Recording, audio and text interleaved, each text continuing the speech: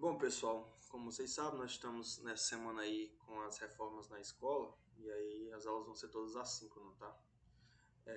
Meu objetivo aqui vai ser, na verdade, fazer uma revisão da aula 1 que a gente já teve de eletrostática, visando sempre nossa apostila, tá? Então, nessa aula aqui você pega essa apostila, coloca na página 1, que ela quer a introdução à eletrostática, tá? Que a gente vai discutir os tópicos que a gente já discutiu em sala de aula, só que de uma forma um pouco mais aprofundada, certo?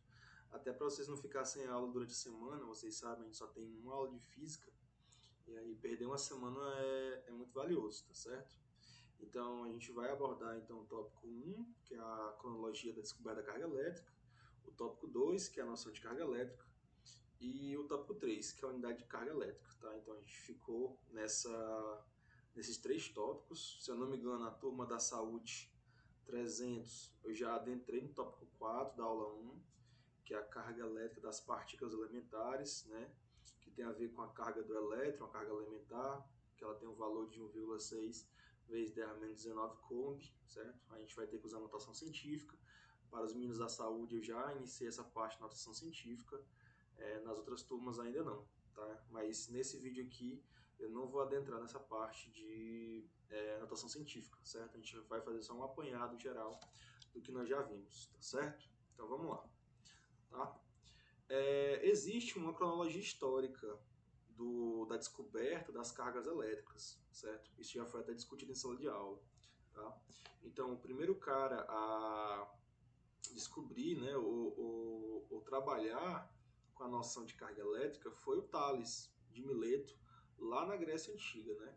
O Tales, ele observando uma resina fóssil, né, o âmbar, né, ou do grego electra, ele viu que quando ele atritava o âmbar em alguns materiais, esse âmbar ele tinha a propriedade de atrair alguns pedaços de folha, alguns pelos de animais, né?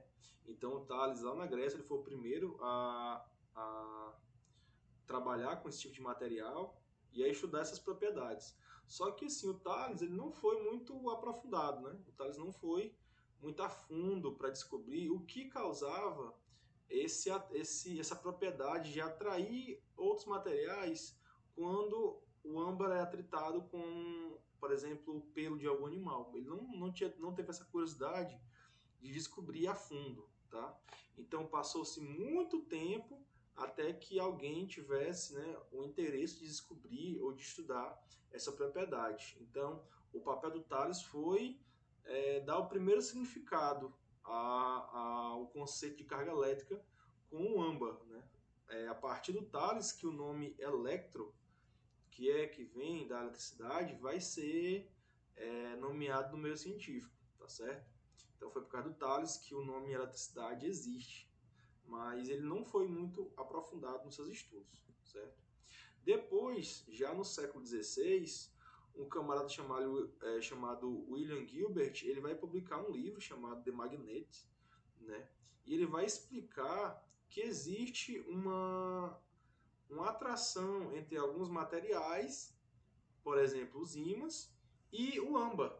Então, o Gilbert ele vai retomar o trabalho do Tales. Então, ele vai pegar o âmbar, ele vai fazer algumas experiências e ele vai, na verdade, abrir o leque de materiais que podem ser atraídos pelo âmbar, certo? Então, por exemplo, se o Tales ele trabalhava só com atração em pelos de alguns animais, como ovelhas, camelo, o William Gilbert ele vai fazer essa atração com outro tipo de pelo de material, com outro tipo de pelo de animais, né? Por exemplo, ovelhas, cavalos, né? Cachorro e assim por diante, certo? O William Gilbert ele também vai ser muito importante no estudo do magnetismo, porque é ele que vai propor que a Terra é um ímã. Então, lá no último período desse ano, a gente vai estudar magnetismo e as ideias do Gilbert ele vai voltar à tona, né? Porque o Gilbert ele vai ser o primeiro a estudar as propriedades magnéticas e ele vai propor que a Terra é um ímã, certo? Então, mais adiante, né, já no século XVII, um camarada chamado Stephen Gray, ele vai descobrir que a propriedade de atrair materiais que o âmbar tem pode ser transferida para outros corpos por meio do contato. Então, se você atrair o âmbar, por exemplo, no pelo de uma ovelha, aquele âmbar ele vai ter a propriedade de atrair alguns materiais. Se você pegar esse pelo da ovelha e colocar também perto de alguns materiais, o pelo da ovelha vai atrair. Então, o Stephen Gray ele vai ser o primeiro a pensar o seguinte, que não é o âmbar que atrai, mas o atrito entre os materiais, né? E aí já foi o primeiro start, o primeiro site, né, para o estudo da eletrostática, certo? Mas assim, novamente, assim como o Thales, assim como o Gilbert, o Gray também não se aprofundou no estudo desse fenômeno, tá? Ele só ia descrevendo o que acontecia, certo? E na França, também no século XVII, um francês chamado Charles Defoe, né, observou que para certos materiais existia uma atração e para outros materiais existia uma repulsão. Então, o Defoe ele vai ser o primeiro a dizer que se você atritar materiais diferentes, um material ele pode ser atraído e o outro pode ser repelido. Então não era só atração, mas atração e repulsão, tá? E aí mais para frente a gente vai entender por que isso aqui é importante, essa atração e repulsão, né? Dando um spoiler, né? Vocês já sabem que as cargas elétricas elas têm dois tipos de sinal, né? Existe a carga elétrica positiva e a carga elétrica negativa. Então é por isso que existe alguns materiais atração e outros materiais repulsão, tá? Então, quem vai ser o cara que vai fazer realmente uma pesquisa aprofundada da eletrostática e da eletricidade vai ser o Benjamin Franklin, né? Em 1743, ele tem o seu interesse por eletricidade despertado, ele queria entender os fenômenos elétricos, né? Existia um fenômeno elétrico que o Franklin queria muito entender, que era a parte dos raios. Por que existiam os raios? Por que os raios eles caíam do céu para a terra e não da terra para o céu, né? Por que os raios eles tinham tendência a cair em locais mais altos, né? Então o Franklin tinha essa curiosidade, tá? Em 15 de junho de 1752, o Franklin fez um experimento com uma pipa durante uma tempestade, tá? Essa pipa, né, tem até uma ilustração. Essa pipa do Franklin, ela é feita, né? A sua armação é de ferro. Essa linha aqui, né, não é uma linha de nylon nem de lã, tá? Mas é uma linha que ela contém limalha de ferro. E ele colocou uma chave nessa linha da pipa. E aí, durante uma tempestade, o Franklin ele soltou essa pipa, né? O que acontece? A pipa subiu aos céus por meio de um fio de metal conectado a uma chave de metal. E aí, quando teve a tempestade que começou, caiu um raio na pipa, né? Porque o raio ele é atraído por locais mais altos, tá? Isso é uma propriedade dos raios. E aí, quando esse raio ele se chocou com a pipa, a eletricidade ela se concentrou na chave que estava amarrado na linha da pipa. E aí, o que o Franklin fez? Ele pegou essa chave eletrizada e transferiu a carga dela, né? E aí foi a primeira pessoa que denominou o nome de carga para uma garrafa de Lender, né? Uma garrafa de Lender é como se fosse um eletroscópio. Ele pegou a chave, colocou a chave, né, em contato com esse metal, e aí essa eletricidade ela passou, né, para dentro da garrafa de Lender, tá? Então, ele transferiu a eletricidade e ele percebeu que existia atração e repulsão. Então, Franklin foi o primeiro camarada que tratou dos fenômenos elétricos de uma forma mais aprofundada, certo? Só que essa questão da eletricidade ela só vai ser mais bem explicada lá no século XX, com o Rutherford e com o Bohr, né? Então, qual é a explicação atual que a gente tem para os fenômenos elétricos, né? A explicação atual vem dos átomos, né? Então, toda a matéria é composta por átomos, tá? E esses átomos, eles têm três partículas elementares.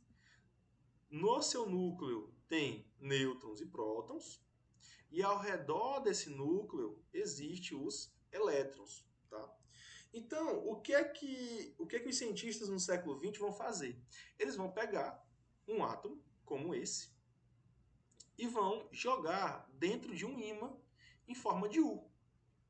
Então ele pega um átomo, joga bem aqui no meio desse ímã, né? Para o átomo atravessar. Então, o que a experiência, né, deles vai confirmar? A experiência deles vai confirmar o seguinte: quando você pega um átomo e joga dentro de um ímã, tá? Já é curioso, né? Ele vai usar um ímã porque eles já sabiam os efeitos do eletromagnetismo, tá? Então, a gente também vai ver isso no último período do nosso curso, que um cara chamado Faraday, ele vai estudar a relação do eletromagnetismo. Tá? E ele vai então perceber que existe uma relação entre eletricidade e magnetismo. Então, Rutherford se usou isso para então descobrir que propriedade é essa que os elementos do átomo tinham. Então, quando ele jogou o átomo dentro do ímã, o elétron ele foi se desviando para cima. Então, o elétron ele foi para cima. O próton ele se desviou para baixo. Está aqui o próton se desviando para baixo. E essa outra partícula, que até então não tinha nome, tá? Ela continuou andando pelo ímã. Ela atravessou o ímã. Então não aconteceu nada com ela. Então, o que é que o Rutherford ele concluiu? Ele concluiu, então, que o próton e o elétron têm alguma propriedade que é contrária uma da outra. E essa outra partícula, né, que só lá nos anos 60 que vão dar um nome para ela, tá? O nêutron. Não tem essa propriedade, tá? Não tem essa propriedade, certo? Então, em resumo, né, como é que a gente explica, né, atualmente?